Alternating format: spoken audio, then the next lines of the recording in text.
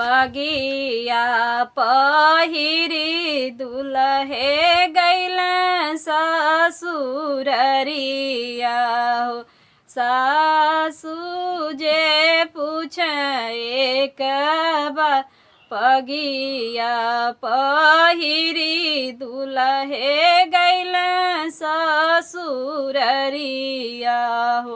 सासु जे पूछ एक बार कैसन बण दुलहे पापा से चाचा हो।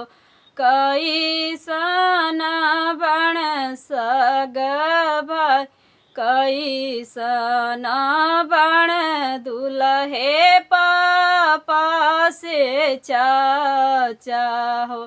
कैसन बण सग भाई कैसन बण सग भाई पियर ही बगिया सासु पापा से चाचा हो।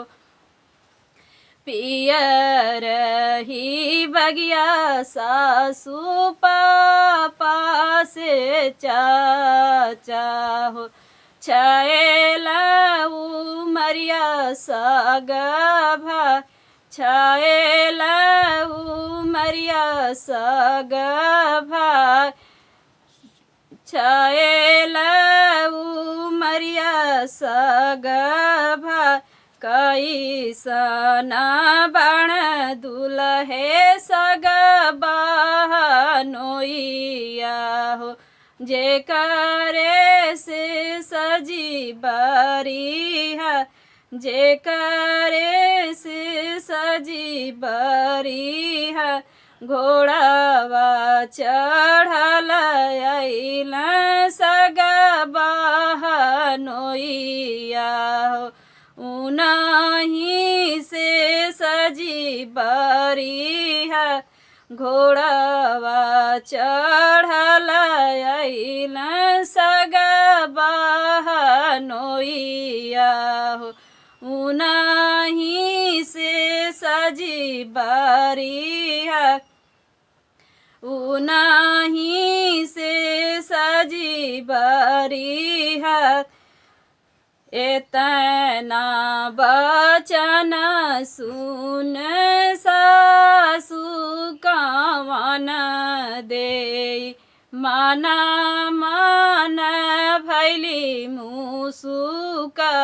एतना बचन सुनी सासु कवन दे माना मान भैली मुसुक। माना मान भैली मुसुक। विदा जे करब दुलहे पापा से चाचा हो। विदा करब सग भाई विदा जे करब दुलहे पापा से चाचा हो। विदा करब सग भाई एक नाही विदा करब दुलहे सग बहनोइया हो। जे करे से सजी बरिहा एक नाही विदा करब सग बहनोइया हो।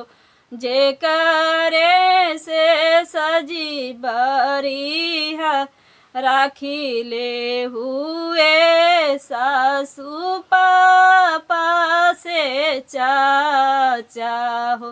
राखी ले हु सग भाई राखी ले हुए सासु पापा से चाचा हो। राखी ले हु हमरो सग भाई एक तू ही विदा कर मोरी सासु हो सग बहनोइया जे करे से सजी बरी है एक तू ही विदा कर मोरी हो सासु जे करे से सजी बरी है